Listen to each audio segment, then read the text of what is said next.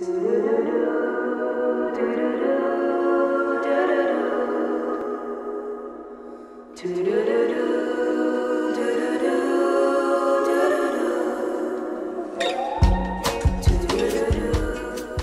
Josette. Hello, dearest. How are you doing? Good. How are you? I'm doing good. I'm so excited about this episode, I know, actually. me too. I'm really excited so for much folks to fun. hear this conversation. It was such a delightful conversation. I'm so glad that I got to meet this human in your life. Yes. He described himself, he speaks in the podcast, obviously, I don't want to give everything away, but he talks about creating a community, like he's creating a warm blanket, and I'm just like, oh my God, he is the warm blanket. Yeah. Oh, he's the warmest.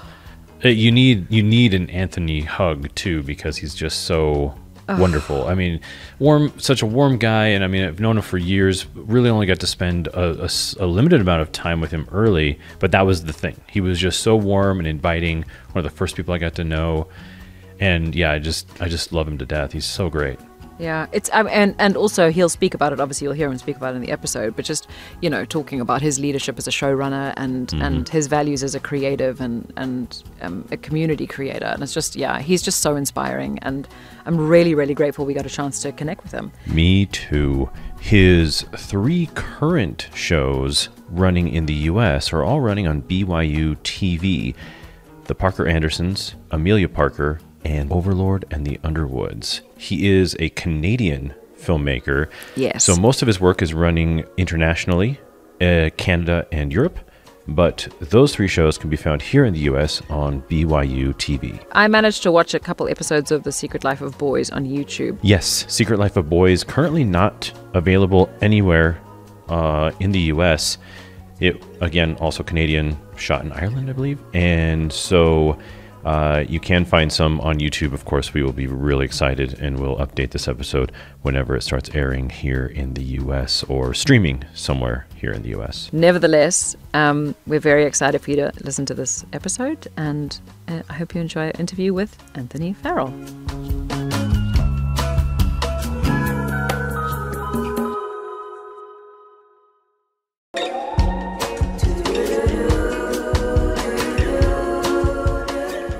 You have to excuse me recording from my closet.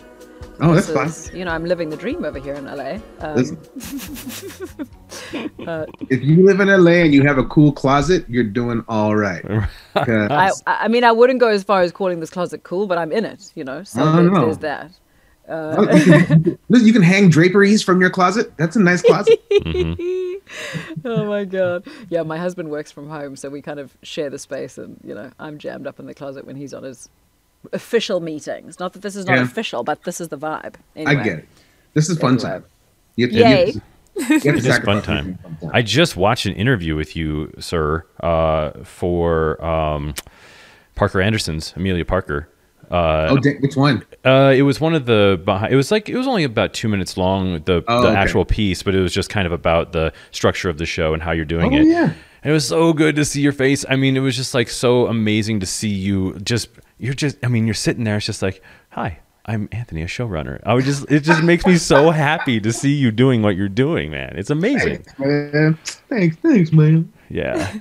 So to give you some background, Josette, Anthony and I met at the Groundlings in the advanced. It was advanced, right? Yeah. Yeah, it was advanced. So that was at the time. We were so advanced. It was like the 4th. I think there's 5 classes now, but there were 4 of 4 at the time before they invite you into the Sunday Company, which is kind of the precursor to being a full-on Groundling. Right. And so Anthony and I still think about our final sketch together so often. Oh my God, what was the final sketch? You have to say now. You can't. Do you remember it, Anthony? Yeah, I do. Yeah. What was it called? I remember it was us looking at a fire. It's called Burned Up. Burned Up. We were those people who were just kind of hanging out behind people getting interviewed about a fire that just happened, and it was just us kind of like being really terrible interviewees. Were you trying to have your sweet brown moment? Is that what was happening? When you were going to try and get yourself some barbecue sauce sales from the Groundlings? It was a little bit. It was just us staring at the camera, just pulling things that had been burnt up by the fire onto stage and just got burnt up. Yeah. 'Cause our entire Oh my our God. entire neighborhood had just gone up in flames, but all that our characters were concerned about was grab and burn stuff and bringing it to the reporter. She's having this serious moment, interviewing the fire department, and we're just like bringing mice and burned up dolls and all kinds of stuff. It got burnt up. Got burned Guys, up. I think it's fair to say you've come a long way. I mean, you know, this sounds like you started from the bottom and you're here. I mean, But to be fair, that sketch was funny enough to be chosen to be part of our final show. Yeah. So it was us being real stupid. This is the thing about sketch, right? Sometimes you write a sketch, you're like, this is really smart. Shakespeare would be proud of this sketch. And then you do it, and you're like, oh, it's funny. And then you walk in there and you go, look at this, it got burned up. People go, that's where the comedy's been all this time. Do the burnt up thing. Yeah, right. Well, I think our director, Kevin Kirkpatrick, who I believe is still doing the Groundlings, he's a wonderful actor. You've seen him on commercials like crazy. Yeah. But it was kind of he really loved the idea of these blanked out dudes walking out and showing things. And his major contribution that I love so much was one of us brought out a mouse hanging from a what do you call it, from a mouse trap, and one of us just said it's a burned up baby mouse, and that's all the line was. And it was that was the funniest thing to me ever. God. Oh, so funny. But you know, neither of us moved on from Advanced into but I would say it didn't get burnt up enough. No, right, exactly. Can I be honest though? I'm kind of glad I didn't. Yeah. I literally was like, but only because I just bought a house at the time, and I was trying to find work as a writer. And I was like, well, I'll just do the Groundlings thing. But the thing about doing sketch at the Groundlings is when you get to those later levels in the Sunday Company, it actually costs you money. Mm-hmm. Like you are the one who is paying for your costumes, your makeup, your wigs. Wigs ain't cheap. And I need wigs. If I'm gonna do something, right, I'm gonna need a wig. So I was kind of like, if I got to the Sunday Company, in order to get the Groundlings where you start making real money, you have to do it for like a year and a half. Mm-hmm. So I was kind of like, I don't want to. And you gotta like you're not your Sunday Company. You weren't at the time. You weren't paid to do it, so it costs you money to be doing it. Which if you love it, great. But I was like, I love it, but I don't know how much. Yeah. Had you guys started having kids at that point? Yeah, we already had a daughter at that point. So okay, this was like when we did it. It was 2000. I want to say 2011. Something like that. I'm just dating myself. So at that point, my daughter was 4. Okay. Yeah. Yeah. Wow. It feels like forever 2012 ago. maybe. Maybe 2012. Because we bought a house in 2012. And I distinctly remember having to be like, mortgage or wigs.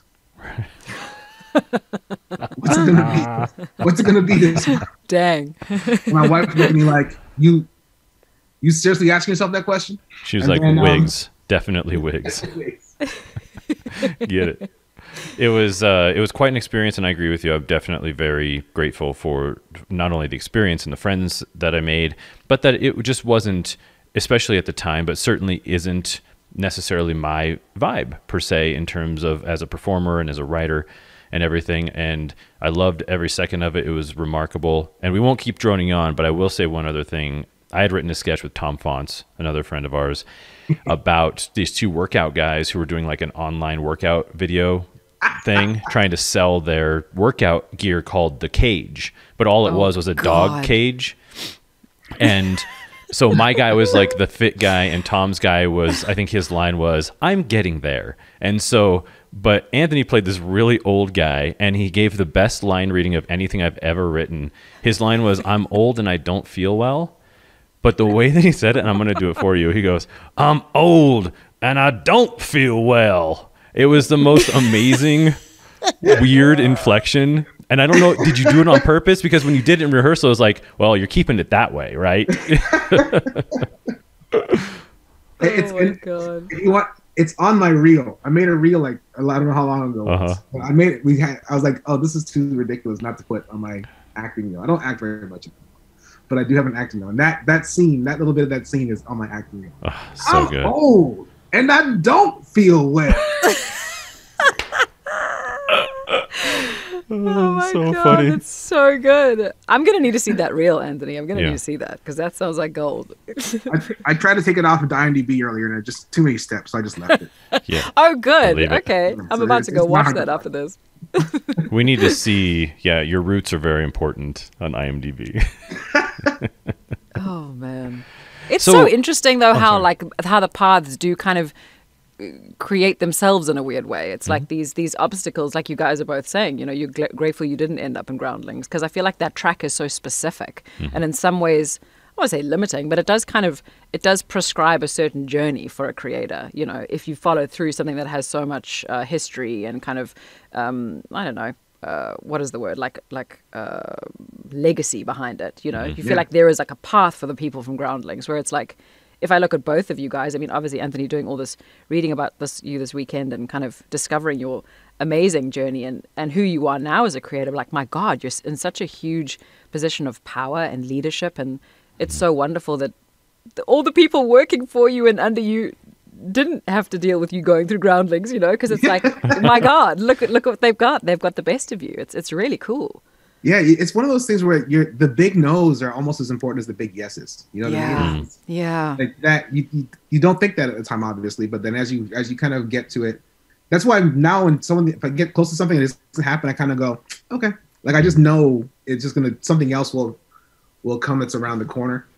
So I'm just in a place where I'm okay with no's now because it just wasn't meant to be, right? But I think that's a big thing. Like sometimes you don't realize until much later in the game, you're like, oh, it's a good thing I didn't have that because I wouldn't have gotten the next thing that brought me to where I am right now. So yeah, it's very true. It's beautiful. Do you feel like you develop that? Like it's a muscle almost, that ability to kind of digest a no in the way you're describing it? Yeah, I mean, as someone who auditioned for a lot, I started off acting and, you know, and even like writing interviews. As any kind of creative, being shut down and being turned down is part of the game. Like you get to a place where you build that callus, right? You kind of like, you've heard no so many times, you're kind of like, huh? So you either get to a place where you're like, all right, moving on, or you let it phase you and then you internalize it. And then, you know, for some people it works, whether you use that to do your next dramatic role, whatever. But I kind of got to a place where I was like, all right, here I am. This is what I do. You want me? Yes. You want me? No. All right, cool. See you later. Have a nice life. It's just kind of like, you get to a place where you kind of have to do it. And so for me, it was one of those things where you just kind of get to a place where it is what it is. So if you get it, great. If not, it was meant for someone else and yours will come another time. So it's all about, I don't know, just getting used to rejection. Yeah. Well, it's a matter of perspective that you throw in there. I think that, you know, the three of us we all started acting, and that was it. And that was sort of the direction that, I mean, I couldn't see myself doing anything else when I was much, much, much younger. And I think what happens is we've talked about it before, Josette and I, for sure, that I guess I just realized I didn't want to be a gun for hire. And while we have a lot of friends who moved on, not just from the Groundlings, but from other acting things to become producers and directors and things like that, there was this long period of time, though, where it was just all about showing up on set, and you're out. And so there's always these things, these just moments that you get to do stuff, but you weren't necessarily a leader per se. There is leadership certainly involved in acting, especially as we talked with one of our actor friends last week, the further up the call sheet you get, the more presence you have, and you need to have that leadership. But for me, I really liked having the rudder in my hand and being able to come on, get on board. Let's go. We're doing a thing. That was really fun for me the first time. And that definitely changed my life the first time I directed something. That was that web series you were doing. Yep, exactly. Yeah. What was that one called again? Platonic, the web series. Yeah, that was the first experience. Now, it's so interesting. So you live in Toronto now, right? Yes. So going from Toronto to LA to Toronto again, how much has that not only impacted where you're at now, but what was the journey like for you? Because I mean, the journey is the journey. So it seems like once you were out of the LA sphere, everything just blew up for you. And I find that fascinating. It's one of those things where, I'll kind of briefly kind of go through the journey. So it was like, my wife and I, we were both from Toronto. We got married here. We moved to Atlanta first, actually. We were in Atlanta for like 3 years. Oh, wow. Cool. 2001 to 2004. And then we moved to LA in 2004. And then that was just kind of like, you know, the hustle, right? Like acting, doing Groundlings stuff, like doing theater at Met Theater, stand-up, whatever I could do. And then through theater, one of my friends was like, you should talk to my manager. And then I talked to her, and she got me writing for TV. And then that's kind of how that transitioned to becoming a TV writer. And because it was something what I wanted to do anyways, but I just didn't have someone to kind of represent me. So once I had that person, Cherie Guitar, she's the one that kind of like was like, okay, here, we're gonna put you in the right places. And so that led to me getting a job on The Office, and that kind of like changed my focus. Because then I was like, okay, I'm gonna focus on the writing aspect of it now, more than the acting and the other things. And then did that for a couple of years, and then I was developing TV shows with CBS and with Disney, and that was going cool. And then I just kind of had like a dry spell where I was doing some web stuff, but you know, the housing crisis and rooms were smaller and strike, and there was kind of a bunch of stuff, and I was kind of like, all right, I'm just not doing. And then I had gone through the 3 levels of the Groundlings, and what was funny was that I got called to do the advanced class while I was working on The Office. Oh, wow. So because there was like a long lineup for the Groundling stuff. So by the time they got to me, I was like, I'm working on The Office. They're like, yeah, you don't need this. So you good. So years later, when I was kind of like not doing much, and I was kind of waiting to see what my next thing was. I was like, well, let me go back and do that last level of the Groundlings, and that's when I met you. And then that kind of opened up more stuff.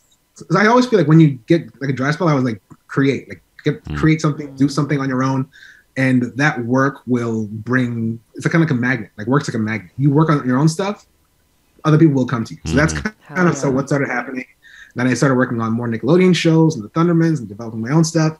And then in 2017, we were in a place where I was writing on a Nickelodeon show that was about to end, the Thundermans. And I was working on my own series for BBC, which we shot in Belfast. So I was kind of flying to Belfast for the summers and then coming back to work on Nickelodeon show. And at this time, we were kind of in a place where my daughter was 10, my son was 3. We were, you know, it was Trump mania was happening. Oh God. I tell the story quite a bit, but it's one of those, I talked to my 3-year-old son about why he couldn't trust police officers. That was one of the things in my brain. I was kind of like, this is not a normal conversation. Like this, you get, when you live in the States, you kind of like, you get to a place where like, oh, this is where it's like everywhere. And I'm like, no, travel, see the world. This is not normal. So my wife and I just kind of looked at it. We're planning on moving back to Canada eventually, but we were like, why not next summer? So we pulled the trigger and we're like, you know, we're gonna go back. And all of our family, like most of our family was in Toronto. And it was and also the work-wise, I wasn't worried because in Canada's always been a place that kind of looks to the States for entertainment. Like whatever America's doing, they're kind of trying to like figure out ways to, you know, do something similar. Or if you're a Canadian who has success in America, they'll wrap their arms around you and find ways to incorporate you into what they're doing here. So I already had a few development meetings before I moved back to Canada with, you know, the big broadcasters. And they're like, oh yeah, if you come back, well, let's talk about this, let's talk about that. And so as soon as I came back, I was developing like I was working on my BBC series. I was flying to Belfast, but I was working on Canadian shows, like developing stuff already when I moved back. So work-wise, it made sense because I became a bigger fish in a smaller pond. And so I was like, all right, I mean, I don't feel stress about this move back to Canada because I had friends from when I had left there 17 years ago and friends who'd come down to LA, who I'd met, who'd come back to Canada. So it was a very warm welcome when I came back. And that part was really easy.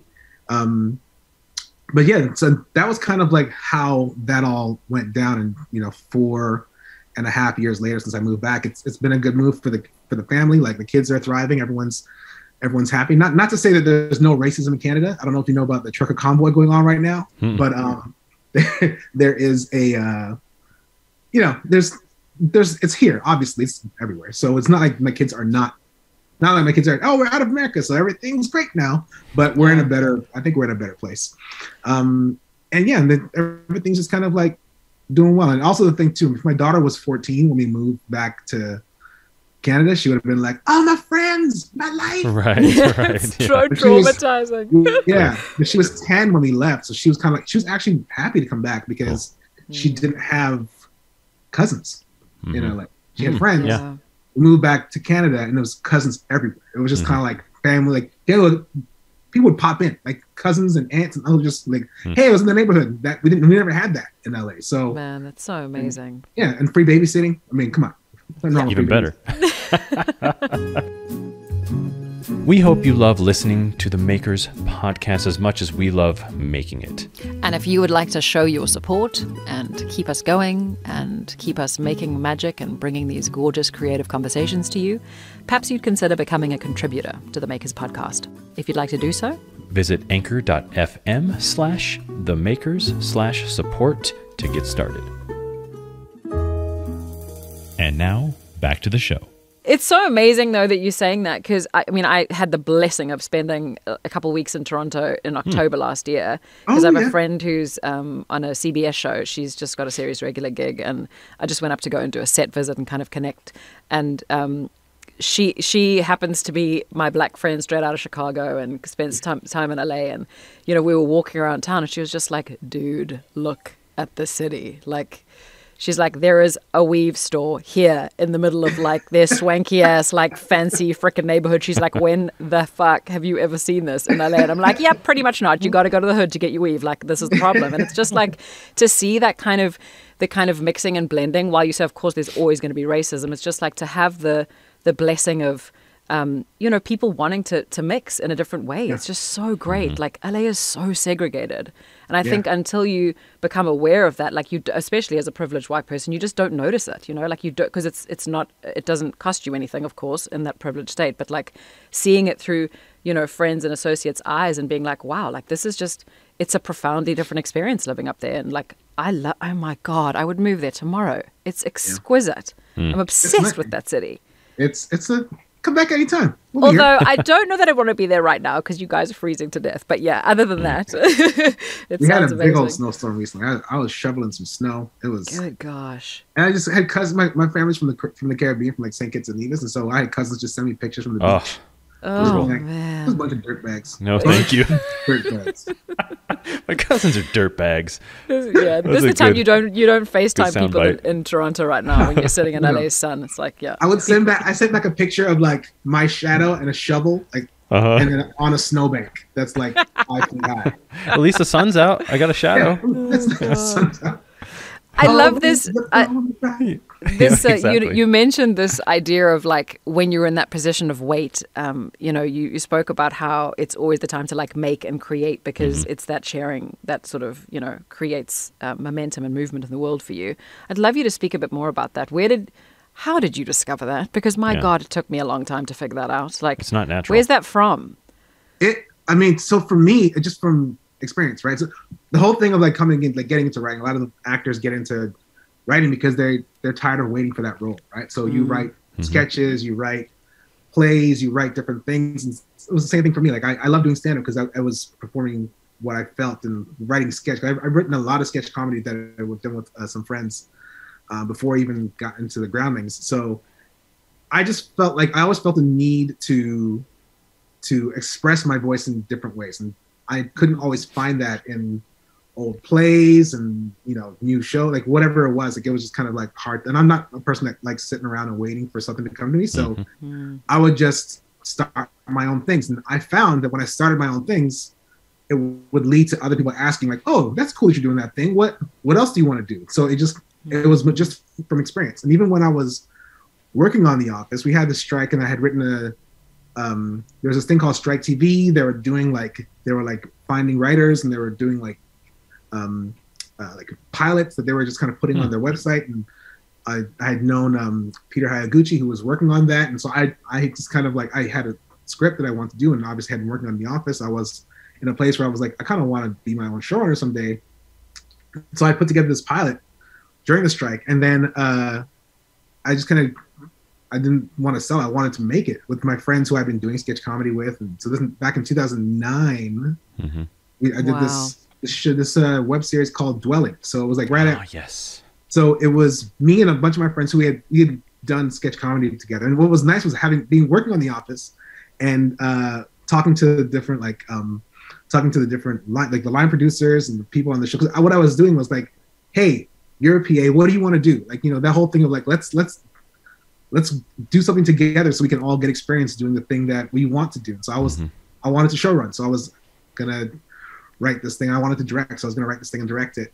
And it was really, I think about this story all the time, but one of the cameramen on The Office, Matt Sohn, who was the B camera operator, I went to Matt and I was like, hey man, I'm doing this web series.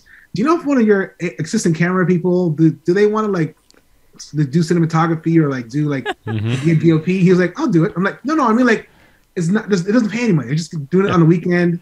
He was like, I was like, this Ed or Chris, like one of those other guys want to do like some, he was like, no, I'll do it. I was like, what? Huh?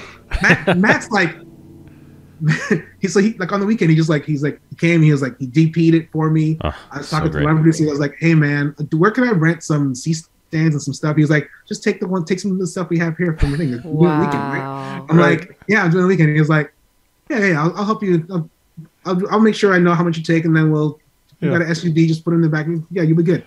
I'm like, what?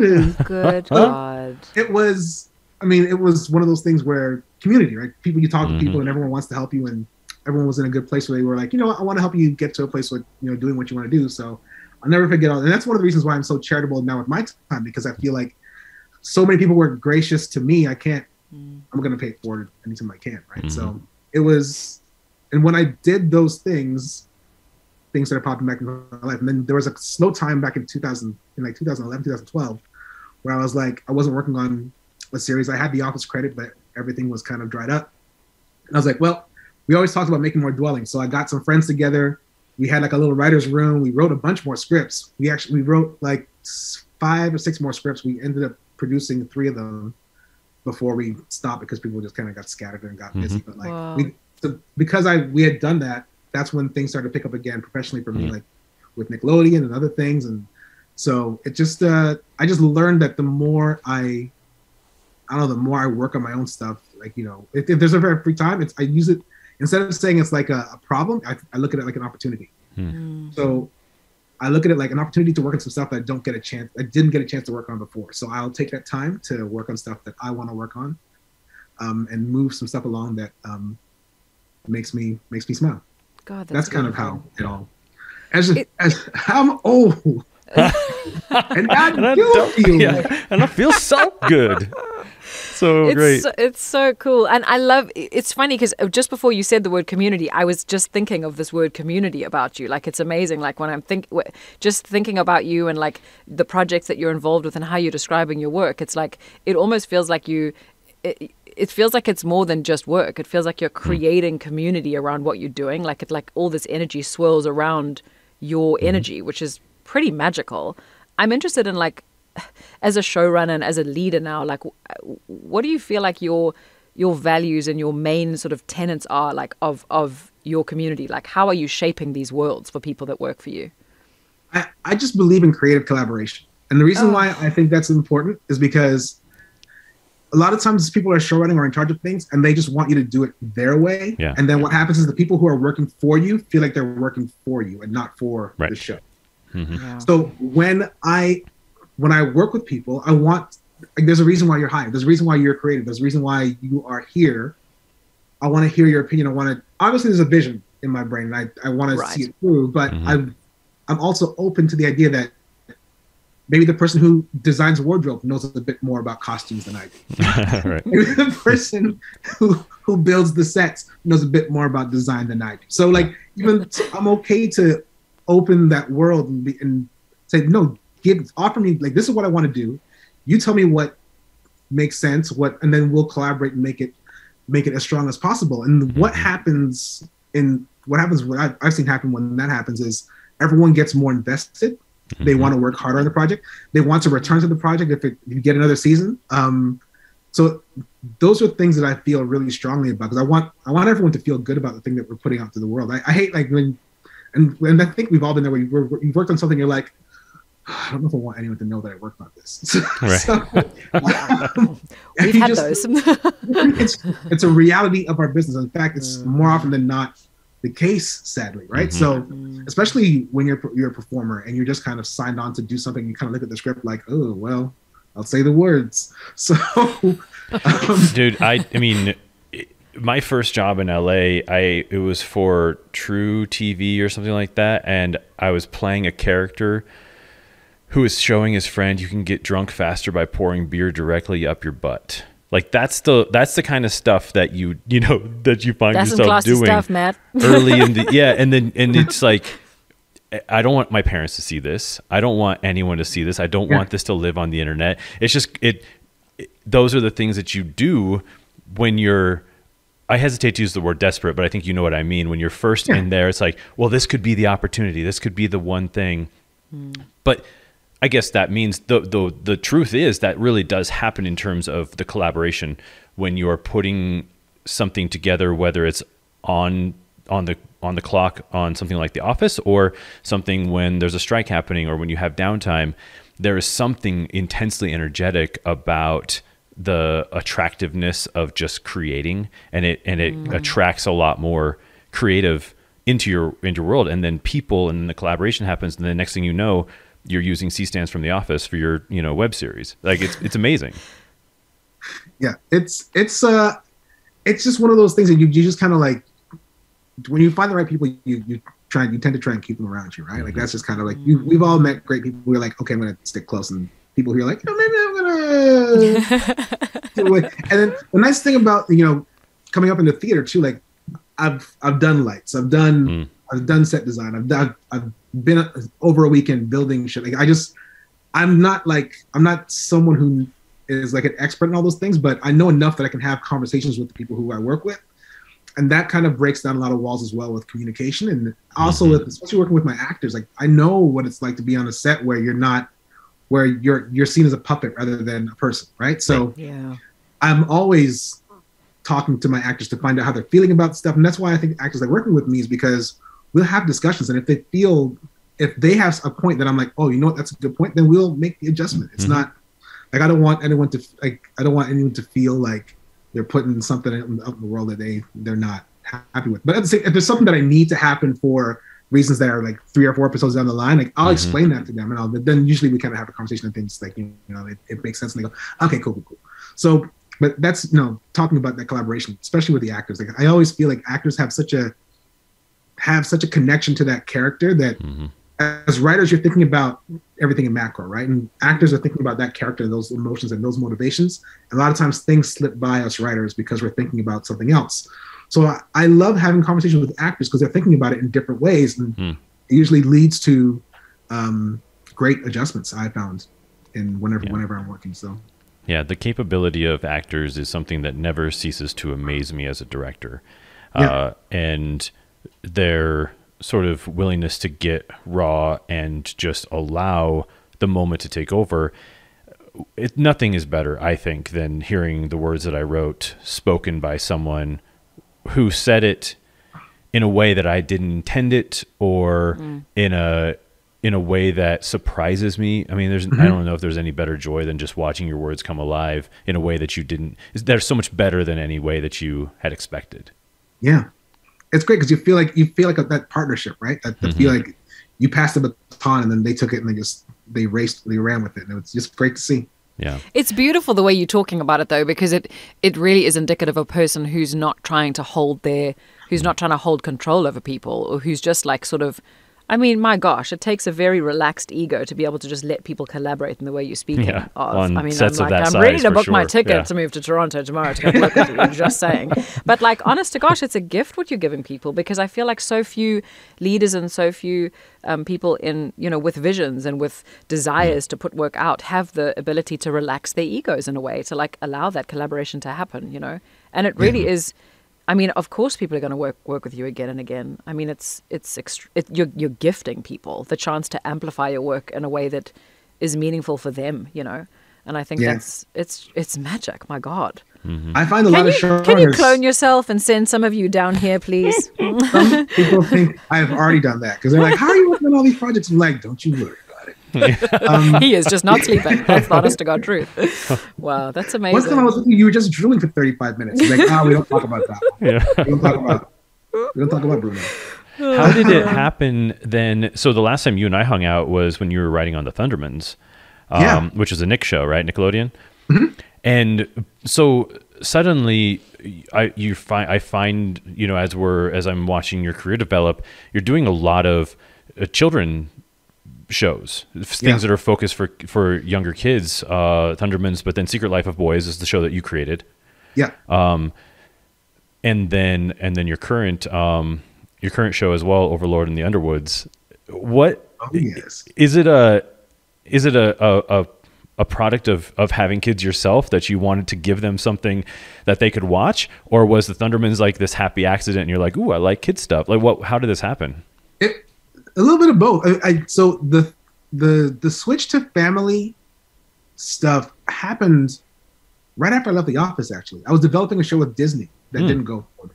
But what was interesting was I was always doing adult stuff. The people at Disney read a script that I had written about pimps, and like, this is a very strange segue from pimps to kids, but okay, I'm with you. Keep talking. I was just as confused as you when I went to because my manager called. She's like, "Hey, Disney wants to talk to you." I was like, "Disney?" Like, yeah, I sent them Plain Pimpin'. What? No. Plain Pimpin' is hilarious. Plain Pimpin' is a script about a pimp who finds out he's got a kid and he's trying to save money so he can move out of the hood. So he gets rid of all of his bling and fancy car, and all of his hoes get taken from him by a better pimp, and then he has to get incognito's. Oh my God, I want to see the show. Coming soon to Disney Plus. Yeah, so it was Disney XD who wanted to talk to me. Right. Oh yeah, the old XD days. Yeah. The old XD days. So walked into the building very confused, and I said, "Hi, I'm Anthony. I think I have a meeting here with you." Like, oh, and then we talked a little bit, and I was like, "Can I just ask a question real quick?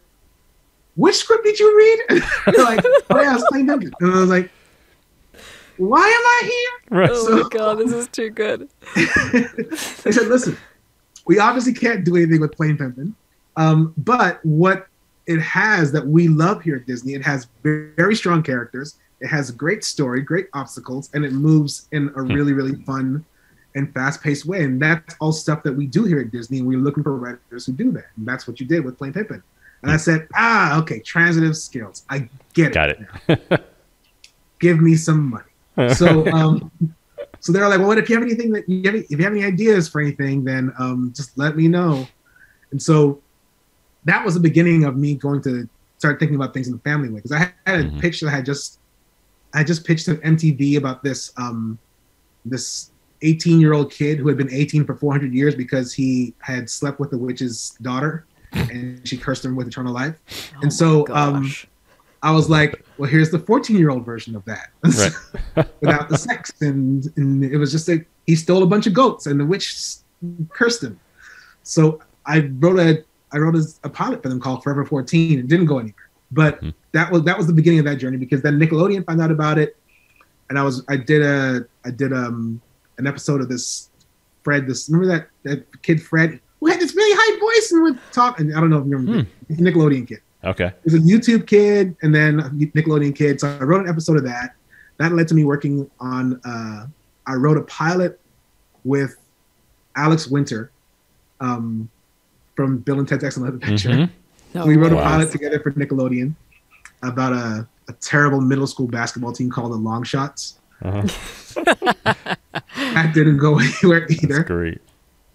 But then that led to me getting a job on the Thundermans, and that was speaking of kids versus adult. Around the same time, Craig Robinson had a show that was potentially going to go on a network, and I was in a place where I could potentially get a job on the Thundermans or the Craig Robinson show, and I was really pulling for the Craig Robinson show to go faster because I knew the offer was coming from Nickelodeon. And I was like, I really want to do this Craig Robinson show. I really want to do the Craig Robinson show. And it got to a point where I was like, okay, I'd not worked in a room in like 2 or 3 years. I need to take whatever. And then the offer came and I stalled for like a day and a half, and I was like, no, I got to take the job. So I took the job for Thundermans. Craig's show, I think it went on, I think it did like 6 episodes and then went away. Thundermans did 104 episodes. Wow. So wow. Just one of those things where you're like, you know what?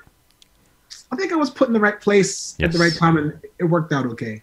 And the thing too that I learned being on a steady Nickelodeon show, you know, as a writer for the WGA, writers are always looking for those green envelopes for the residuals. Yeah. When you do a primetime show that does 30 episodes, it goes away, doesn't come back. It might come back Netflix someday. You just, you know, now it might come back. Back then, it would just go away and you wouldn't see it or hear about it ever again. Gosh.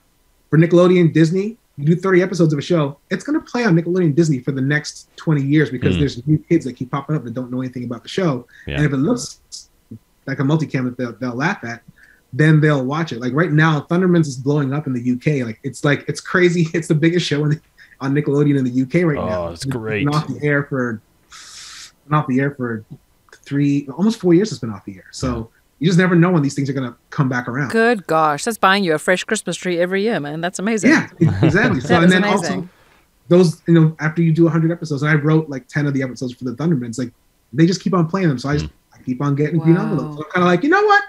I think family is a good place to hang my hat. And the nice thing about being back in Canada is that the writers don't get pigeonholed into a certain, like, you're an animation writer, you're a hour-long drama writer, you're a writers here write everything all the time. So that we're just if you're a good writer, you can kind of bounce around in different places. So since I moved back, I've been able to kind of bounce around a little bit. Like I'm developing animation, I'm developing hour-long, I'm developing comedy. So it's kind of like I can kind of go back and forth more than I could have when I was in LA. So I'm doing, like, for instance, right now I'm doing Overlord The Underwoods is kind of a weird thing because it's family, so it's for adults and for kids, and it's in a weird way. Like, it's kind of like throwback to those TGIF shows back in the day. Like, you can watch it with your family. Like, my 7-year-old enjoys it, as does my 14-year-old, as does my wife. So it's one of those things where it's like, that's so cool for everybody.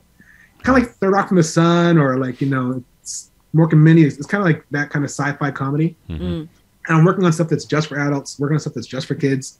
So I'm in a good place where I can kind of like spread out and just kind of do different things. And for me, if it's fun and interesting, the characters are speaking to me in a cool and interesting way, then I'll give it a try. It's so awesome. Cool. I'm very excited to, really crossing my fingers for Overlord to come to the U.S. It's on in the U.S. right now. Is it really? Yeah, but it's on BYU TV. Oh, that's right. I forgot. How does one get that? How do I get BYU TV? Where is it's online. You can watch it online. Yeah. Yeah. Oh, my gosh, amazing. You have an app or something. But it will be coming to, they're a smaller streamer that's kind of like, it's based, it's BYU, so it's based out of Utah. It will be coming to a bigger streamer soon, but I can't talk about that yet. No worries. Well, that's very exciting for your green envelopes. I love the I managed to get a couple episodes of Secret Life of Boys to watch this weekend, which I thoroughly enjoyed. And it's just, you have such an interesting way of bringing that sort of, I just loved how you had the outsider and the clashing of cultures and that feeling of kind of like bumping up against things that aren't familiar, but then also finding the love within that formula. And it was just so beautiful. I'm interested to know, like, if you find yourself, because obviously you've written a lot of shows, spoiler alert, if you find yourself, coming up against themes time and time again, or revisiting ideas that you maybe are processing in your own life, or do you see that sort of thing across your work? Yeah, I do. Like, as I've gotten over the last year or two, I've kind of gone, I got some daddy issues. Oh. You think of Secret Life of Boys, and her dad did this spoiler alert. Her dad, you find out at the end of season 1 that her dad's in prison. That's the reason why he couldn't. Oh, God. That's the reason why she's there for the summer, and then she's there again for season 2. And then there's lots of warm and beautiful things about that show. But that's her character there. I'm doing another series right now. That's an animated series that's kind of a little bit touches on my life a little bit. I have a half brother that I've never met. Oh wow. He's probably in his 30s now. Wow. Early 30s now, probably. And we've connected like years and years and years ago. And my dad's lost touch with him because at some point the mother was kind of like, all right, just get away. And my dad and my mom, and he's the reason my parents divorced when I was young. And then I was like 11, 12. And so there's kind of like, I have a series where there's a half brother that kind of shows up with a family. So every once in a while, I think I kind of look at my slate. I kind of go, all right, too many of these things are about dads. Yeah. It's weird because as a dad myself, it's kind of obviously, I love my dad. He's got his issues. You know, he's living in St. Kitts with his third wife right now, and he's happy, which is fantastic. Mm-hmm. But there's obviously growing up, there are things where you're kind of like, hey, well, hold on. So and obviously fathers are, that's why I love Ted Lasso so much, because it just, the theme of fatherhood in that show is so beautifully taken care of. So there's so much going on. As a father myself, like you learn from, like you either are a carbon copy or you're the opposite, I find, of the father that raised you. And it's kind of like you learn from the mistakes or you don't learn from the mistakes. And so I've tried to learn, I think I've learned from his mistakes, and I'm a very different dad than he is. But I find that kind of creeps back in to the work from time to time. Do you feel like the work's actually helping with the processing? Do you feel like it's kind of informing the discovery of where you've got to as a parent? Oh, absolutely. Yeah, and it's so funny because a lot of people are like, I work a lot and I love what I do, and it's one of those things where I get to create and do things, and like, oh, when are you going to take time for yourself? And it takes the time to relax and sit. And my wife's always like, we should go to the islands for a couple of weeks. I'm like, and I love doing that. This is great too. But for me, it's almost like the work is kind of the therapy. You know what I mean? It's like I get to work through things while I'm working. So it's a rare thing that people get to do, but it is thankfully part of my gig, because I kind of like work, like whenever you have characters, you're always trying to figure out what is the core of that character, what's motivating that character. And as you psychoanalyze the creatures that you're building and that you're creating, you're kind of psychoanalyzing yourself as well and the people around you. And so, I took a whole credit of psychology when I was in university. So I'm basically a psychiatrist. Yeah, pretty much a scientist. I'm basically a doctor of psychology. You've written for a family of geniuses. You're basically a scientist genius. Yeah. So, but it's all part of, like, it's all wrapped up into the work. Don't get me wrong, it's important to take care of yourself. Mental health is a very, very important thing that I talk to the showrunners, the future showrunners about, especially keeping an eye on yourself and keeping an eye on the people that are working with you. But it's one of those things where I'm in a lucky place where I get to, like when I'm dealing with stuff, I get to put it on the paper. And it's so cool. It really is, because it is just that it's almost like your brain is externalized. It's down there, and if you have any emotional intelligence, which obviously you do, it's like, yeah, it's there. Look, it makes it so obvious.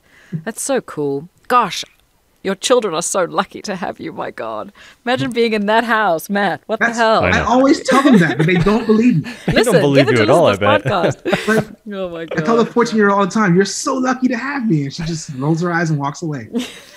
And then you just let her know, you know what? Someday I'm gonna be old, and I won't feel well, and you're gonna be sorry. Feel well.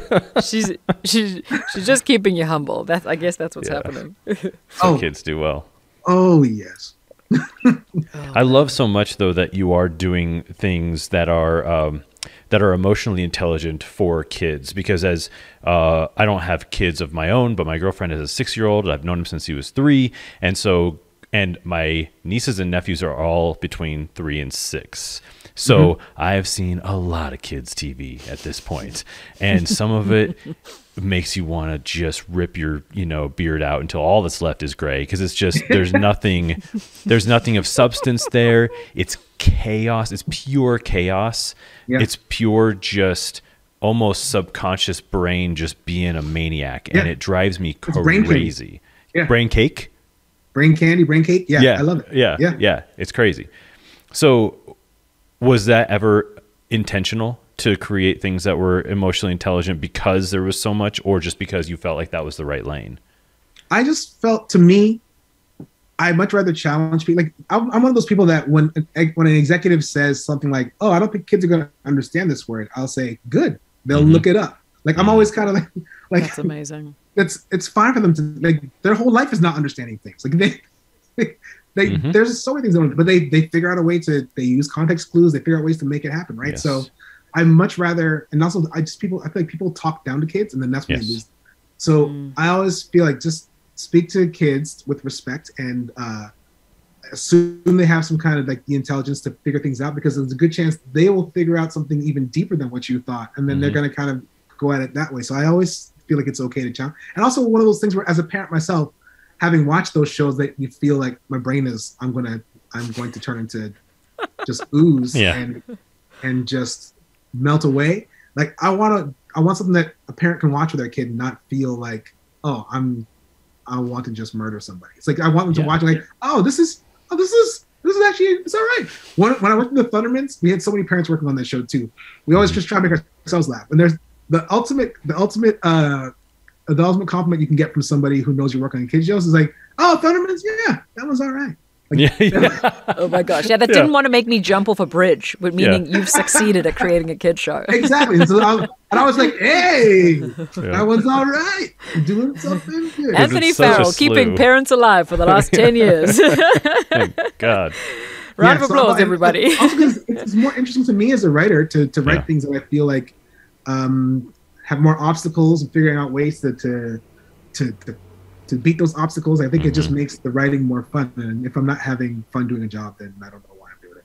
Yeah, that's amazing. I mean, for me, watching adult television, it feels like when I have a writer sort of overly explaining things to me, I literally want to murder myself. So it's like, I only have an appetite for things that make me think or assume I am intelligent. I'm always grateful to the writers doing that. So the fact that you're doing that for the younger generation is so cool. It really does. It really means you're developing an audience for the sophisticated stuff down the line, which is you're doing God's work. Thank you. Yeah, as a pseudo parent, I don't like it when shows talk down to the kids.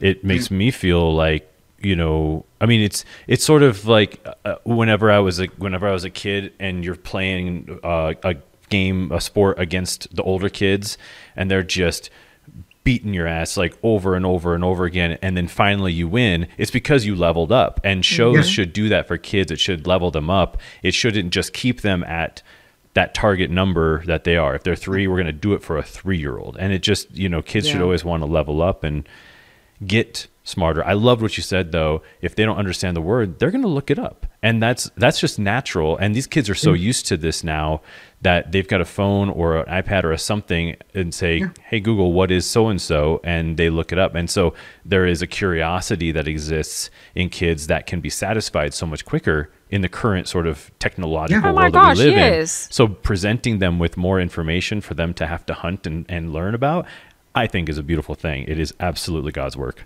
Or they'll ask a grown-up, which even better. Hopefully the grown-up knows the word. And then we go, huh? Hopefully they went to school. Let me text my friend Anthony. He might know what this is. Go ask your dad. That'll be my answer. Oh my God. I mean, obviously, this is the Makers podcast. We are obsessed with creativity and the creative process. So it would be foolish not to ask a person in your position for some tips. And I think the one that I'm always interested in is when you're in a creative process and you come upon a stumbling block, or you are stuck, or you're feeling like you do not know how to find your way out of the mess. Do you have a method? Do you have things you do to loosen up your brain, or what is your process in that way? Yeah, I mean, a lot of writers come to me and ask me how I deal with writer's block, and I tell them take an improv class. The reason why I say that is because, and even if so many writers I say that to, and they're gonna go, they just get out of the house. Yeah, I've got to be seen. Falls into their shoulder, they turtle up, and then here's the reason why I say that. And as a writer, for me, I've not dealt with a lot of writer's block, only because I've done so much improv. I get to a place where I'm like, I don't know what's in it. You know what? I'll just improvise a scene, and I just kind of take both parts and I'll just write back and forth. And at the end of it, I have a page or 2 pages that nonsense maybe, but also I have a base. So I can go back and kind of, you know what, this is a good line here. How would I get to that line? Oh, you know, if he says this first, and then I can kind of, then I'm working on a scene rather than looking at a blank page. So I always say just take an improv play, because it teaches you to, and you know, my daughter, I was watching one of my daughter's improv classes when we first moved back here. She did a Second City thing, and they're just like, the whole thing is like, they teach you it's okay to fail. In fact, it's good to fail because you'll learn from it and you'll take that failure and turn it into something beautiful. Like that's the whole thing with improv, right? So same thing with writing.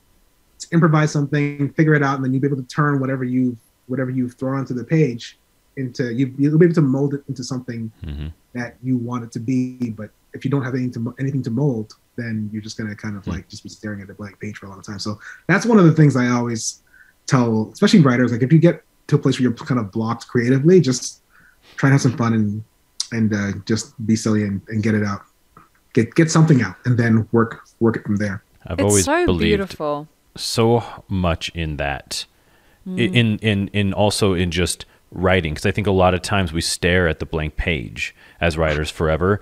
I am 1,000,000,000% a proponent of writing all of the bad ideas. Like write everything that you think you've heard before. Let the character say the tritest thing, the craziest thing, whatever it is, because eventually, and I want to know when this happens for you, eventually the character's going to start speaking for themselves. That's what happens every single time. Eventually they take on the character that you bestowed upon them and they start speaking for themselves. And does that happen? Do you see that happen at a certain point? Is there like a turning point in those respects? Yeah, I mean, for me, it happens in a couple different ways. So it happens first on the page where you're just kind of figuring out how a character speaks. And a lot of times it starts with like, what's the perfect actor to play this? Like, who's my favorite actor for this role? And then it kind of gives that character a little bit more of a swagger, a little bit more of a voice, because it's coming from a real place. At least for me, I like to internalize that and think about that. And then when you actually cast it, that's the second time, because that person brings something to it that you might, like you said earlier, Matt, you might not expect, you might not have been thinking about, and then all of a sudden it sets it to another level where you're kind of like, oh, okay, now I want to go back and adjust all the lines that this person's about to say because I'm in love with their rendition of it.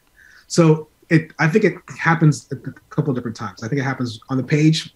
As a writer of television, mainly, you just have the page for a long time until you get someone to give you money to make it into an actual thing, and then when you get to produce it and bring actors in and all these things. And so the first time it feels good is on the page. You get to a place where you kind of like the character kind of starts to take form in your head, and you feel like they've got their own.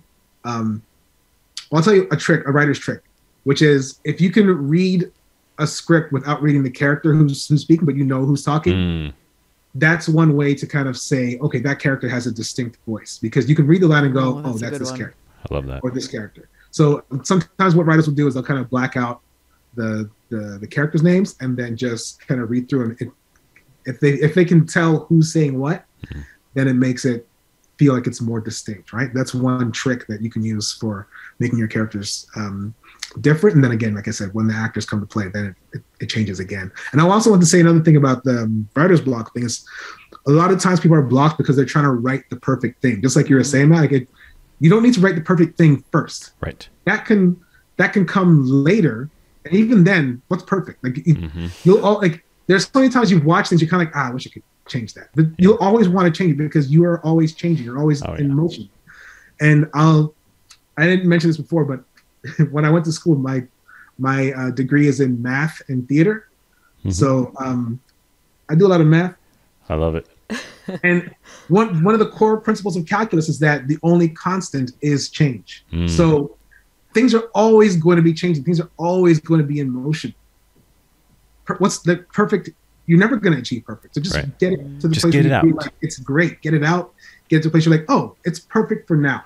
That's kind of what I tell people. It's perfect for now. It's so remarkable you say that. It's also it's a fascinating thing though, because I feel like for the creative, you do have to develop a tolerance for being bad, and I think that's such it really speaks again to your very relaxed ego. Like it just feels like you're creating from such a place of allowing.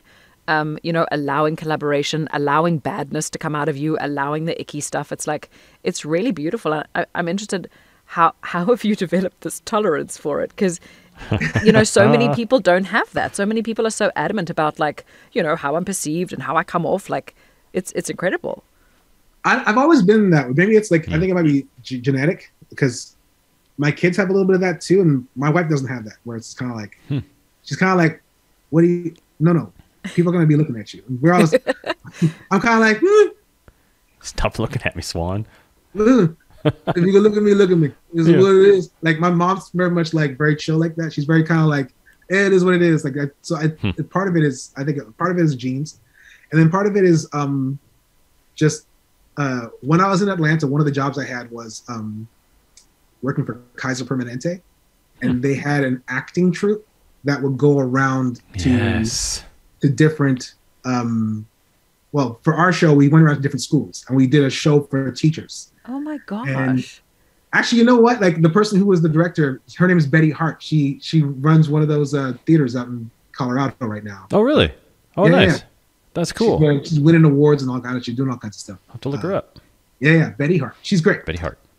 And she was the director for Kaiser Permanente's Acting on Stress. And we would go to the different schools and talk to, because the Georgia school education system is off the chain. So we would go to the teachers and we would do a show for the teachers talking about how to deal with stress. And one of the things I always take from that is you can't control other people's actions, but you can control your reactions. So it's just one of those things where it kind of like, I was like, oh, I've always kind of been that way, but I didn't realize that kind of just distinctly kind of put together, where it's kind of like, listen, you can't, like, whatever people do, you can't control the things that people are doing or what people say about you.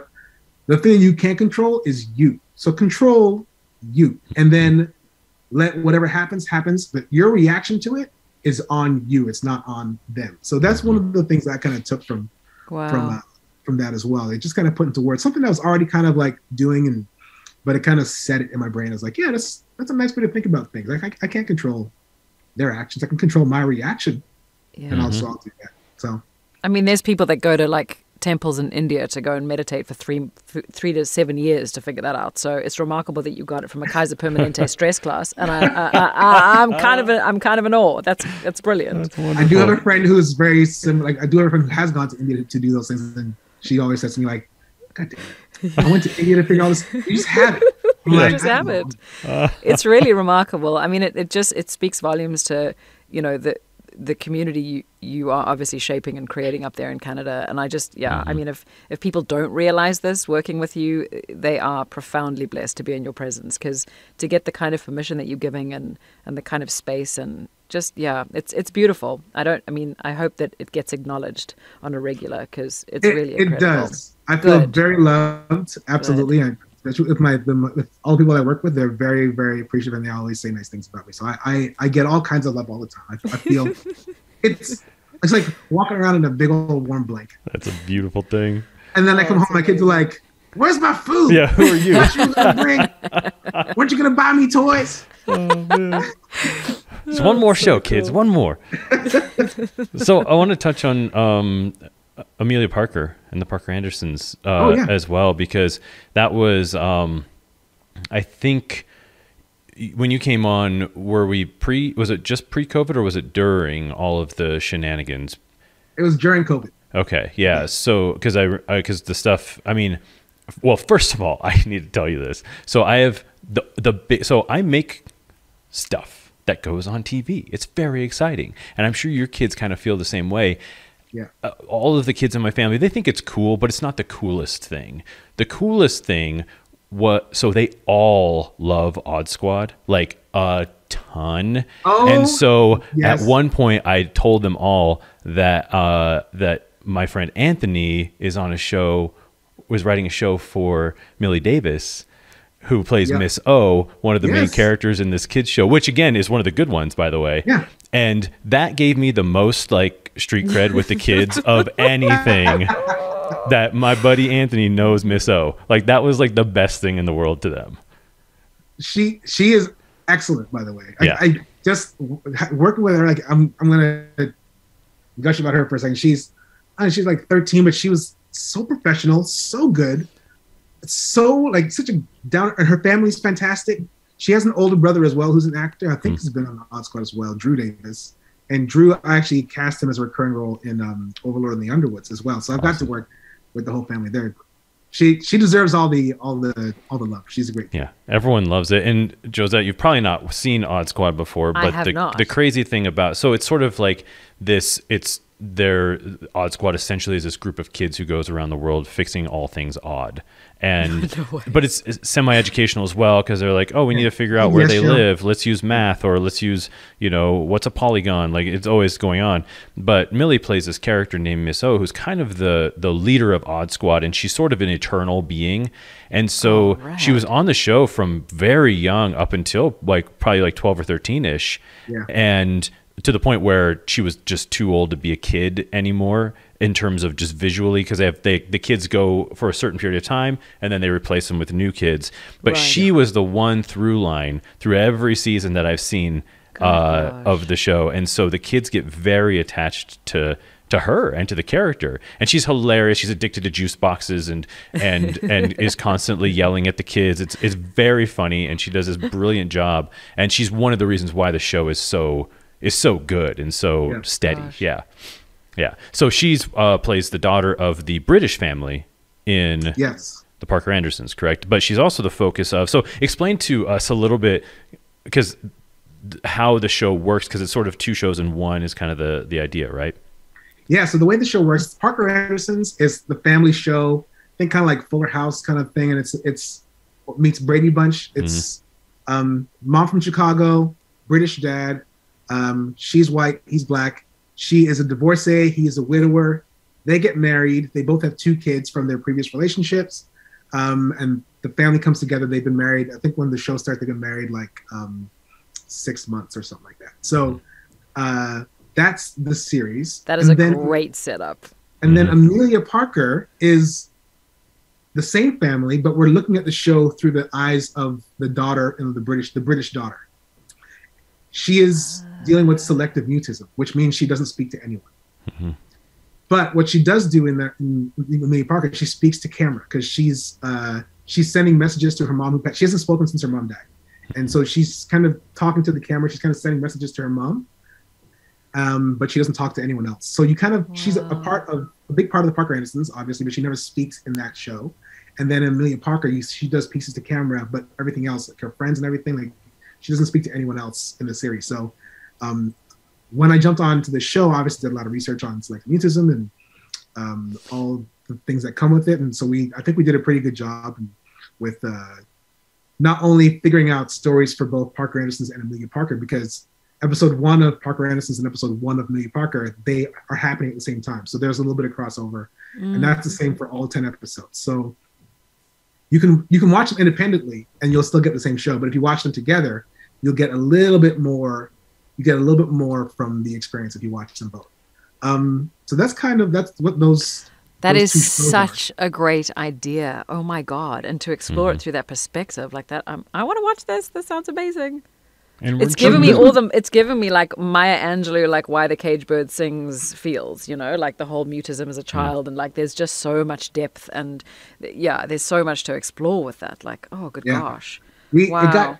For comedy, like, I mean, I'll say this, like there's Amelia Parker, like there's an episode where I can't watch the episode without crying for the last 10 minutes. Oh my God. Like it's there's a lot of really funny episodes, but there's also like this such warm and tender moments, and the connection to her mom and her new mom, and that figuring all that stuff out, and the white stepmom with a black stepdaughter. Like the first episode is about her wanting to get makeup and having to learn like how to find makeup for a black daughter. I think that's a big thing. So that's, you know, it's one of those.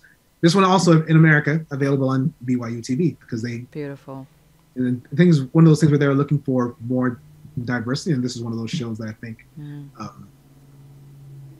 think was really good for their slate. And I think they're really happy with the way the show turned out. So that's where you can find it in America. But it was a really fun show to do. I can't take credit for the premise of the show. I came on board as a showrunner right before they started shooting because of well, I mean, the original creator was having some issues with the black characters, I think, because older white male who kind of set in his ways and felt he knew certain things. But when Black directors were reading the scripts, they were saying they're passing. They were like, we don't want to. This isn't, not yeah, from the proper perspective. Didn't play the Black, and this is what's the reason why I think it was surprising to the producers was because there were Black writers in the room, but because they were lower level, they weren't being listened to, and I know them, so I know what happens.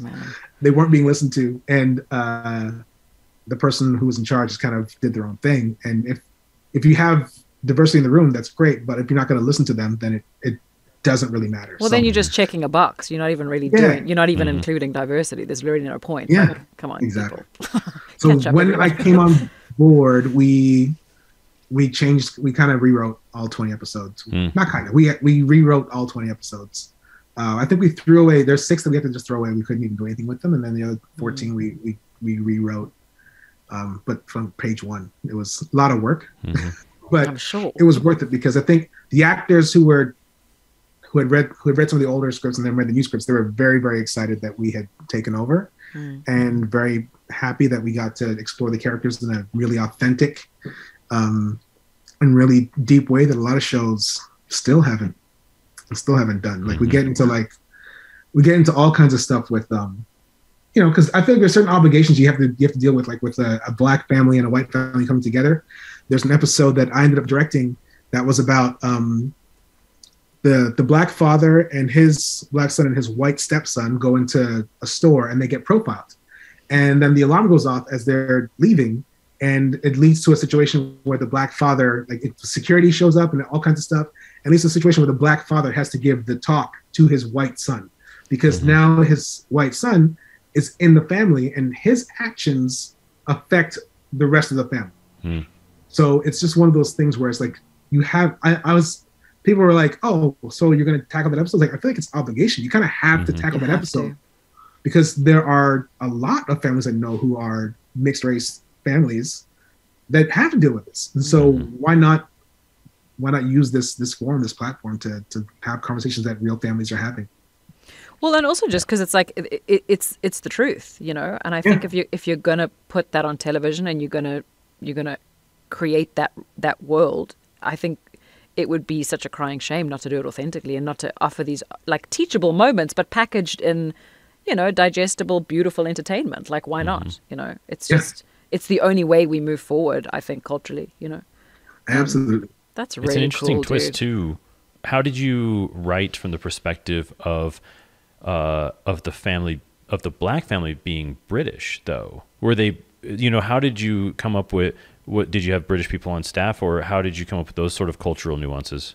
I did have a Black British man on staff. He lives in Canada now, but he grew up in the UK for a while. And also, my dad lived in the UK for a long time, and I've been to the UK a whole bunch for Secret Life of Boys and that kind of stuff. So it was obviously one of those things where it was like, just from checking in with a lot of people and but making sure that we were honest with the character. And also the actor who played Tony, he was also born in the UK and moved to Canada later on. So he had like a really strong sense because he'd grown up around so many British men. Like he had a really strong sense of the character. He was almost kind of playing his dad in a way when he was on stage. Wow. That's cool. That's really amazing. I mean, what an amazing, not just entertaining and wonderful show to watch, but also something that's just very culturally relevant, as well as just relevant in the sense of something that we can all learn from. I'm just going to turn off my Alexa because for some reason it's on. Mine does it all the time, especially if I'm watching a YouTube video and they say anything close to Alexa. I was watching actually a video about the new Alexa, one of the new Alexa cameras, and so every time the guy would say, and with the Alexa Mini LF, she was like, yes, yes, I can't understand you. Like, it's fine, don't worry about it. Oh my God, that's I was so watching bad. Blackish the other day, and Anthony Anderson was saying it, and I was just like, you're right beside it. Right. Just stop. My best friend's parents, when they got one, they continually called her, well, there was a running list, but one of my favorites was Alaska. That was my favorite one. But I gotta say, she answered. God, so she answered that's the call so for Alaska. Yeah. Oh man. I used to Well, do a ton of Anthony- voiceover work in South Africa, and like people would always call I would do all the on hold messaging, and my friends would always call the banks or like do stuff and be like, Josette, I was stuck online for 20 minutes listening to your voice and tell me Oh, stupid man. shit. Be like, thank you for calling Nedbank. You know, people are like, stop it. Oh God. Anyway, One of the kid who played the older son on Parker Anderson's, he's his family's from South Africa. Every once in a while, his British accent would dip into South African. Like goes real. we had a flat dialect with coach that on one. set, and he'd just be like, Stop flattening all your vowels, man. Man. That's funny because here in the U.S. they just let it roll. They're like, no one's gonna know that difference. No one knows. Yeah. Literally, Yeah. everyone just thinks I'm from Australia. Like I've probably had someone guess once right that I'm from South Africa in the 9 years I've lived here. So yeah, yeah, it's not a priority in America. no one Like, cares. all we know is you're different. Yeah. Yeah, and the best is I'll be like, where are you from? And I'll go, South Africa. They go, what country? And I'm like, no, that is a country. That literally is a country. Right. Anyway. right. I'm from the It's- south of France, but which country? country? No. France.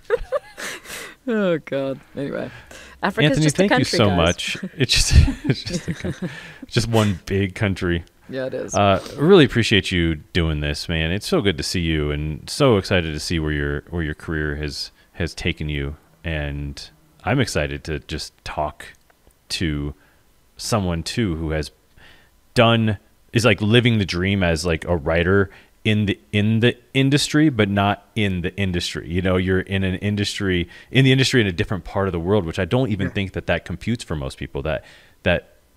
We make movies and TV shows and commercials and everywhere across the world. And from what I understand, Toronto's a vibrant place for that. Oh, it's really busy here all the time. It's one of those things where like you're always trying to figure out like when you're going to greenlight something because you need to find studio space, and it's not like LA where there's just studios everywhere. Like people are in a place now where they're just like, oh, you got a building? What's inside of it? Can I move all the stuff out and turn it into a studio? Like now it's like the studio we shot Parker Anderson's and Overlord back to back, and it was the same production company. So we just stayed in the studio, and that place was a studio for a long time, and then they turned it into like batting cages. And so I love that. Oh, oh yeah, puppies. My dog's somewhere. He's going to be responding sometime soon. But it was batting cages. So then the first couple days of like building the set and for Parker Anderson's, there was just a rolled up turf in the corner of the studio that they had just kind of like, that is hilarious. so it was just like, well, so now it's in a place where it's kind of a little bit like the Wild Wild West. It's kind of like, hey, what you doing with that warehouse, dog? Like, it's just a warehouse. It's like, all right, I got a thing I'm doing with Halle Berry in 2 weeks. I need some studio space. So it's just like there's a lot of work here right now.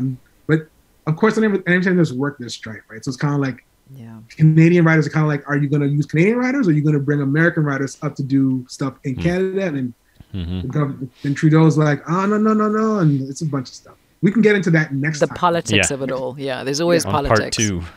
On part 2. My gosh. Well, it was it's honestly, I feel like so blessed to be able to have had this time with you, and it's so lovely getting to know you and talk to you. And yeah, I mean it. I'm coming to Canada. I'm coming to work for you, Anthony. All right, I'm here.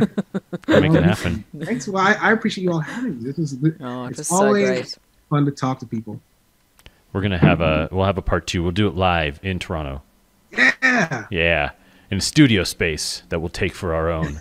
Preferably a used Topgolf or batting cage or something like that. Would be great.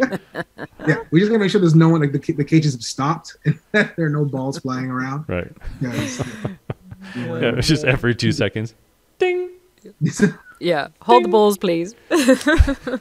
Rolling, hold the balls. Oh my gosh.